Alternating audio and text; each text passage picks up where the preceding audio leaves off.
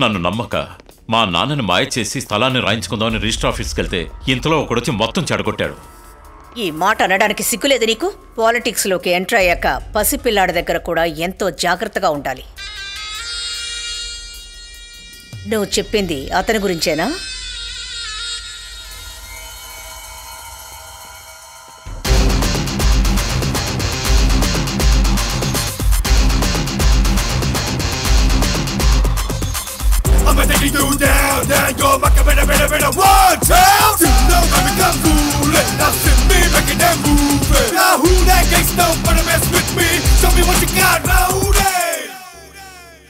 నీ పేరు శంకరే కదా?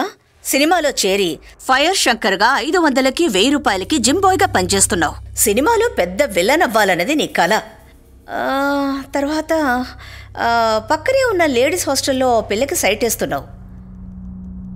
కరెక్టా? రే, ఇది నా ప్రాబ్లం.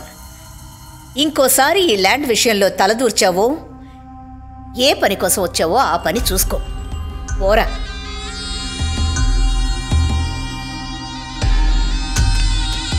ఇక మీదట వీడు మనకి అడ్డుపడ్డాడు. ముస్తఫా లైన్లో ఉన్నాడు. మన రాష్ట్ర అభివృద్ధి కోసం తన జీవితాన్ని అంకితం చేసిన మన అక్క రంగనాయకి గారిని హృదయపూర్వకంగా ఆహ్వానిస్తున్నాం.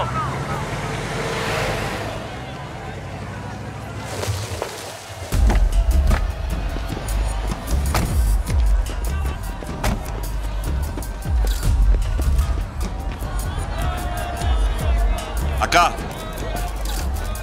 అక్క అక్క ఏ చిలకరాణి,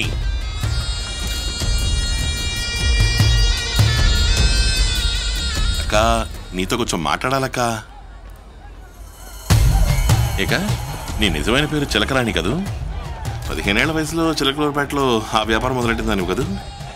నీ దగ్గర కస్టమర్గా వచ్చిన కార్పొరేటర్కి బ్రాకెట్ వేసి వాడి ద్వారా ఎమ్మెల్యేని బుట్టలో వేసుకుని వాడి కీప్గా సేఫ్గా సెటిల్ అయిపోయావు. ఆ తర్వాత ఇంకేముంది, నీ దయ వల్ల ఎమ్మెల్యే మంత్రి అయ్యాడు. మంత్రి అయిన తర్వాత నీ కంత్రి విషయాలు వాడి దగ్గర చూపించావు, పాలిటిక్స్లో ఎంటర్ అయ్యావు. తర్వాత ఏం చేసావు, వాడిని ఉసిగొలిపి వేరే పార్టీ పెట్టించి పార్టీ బాగా డెవలప్ అయ్యాక పాపం వాడిని లేపేసి వాడి పొజిషన్కి నువ్వు వచ్చావు. ప్లాట్ఫామ్ లెవెల్ నుంచి పార్టీని కంట్రోల్ చేసే లెవెల్కి ఎదిగావు. ఈరోజు నీ వల్ల ఎంతోమంది ఇల్లు వాకిలి పోగొట్టుకుని అవస్థ పడుతున్నారు.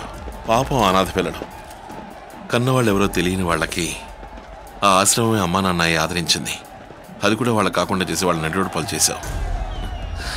అదే నడి రోడ్లో ఒకరోజు చచ్చి శవం అవుతావు. ఏంటి బెదిరిస్తున్నావా?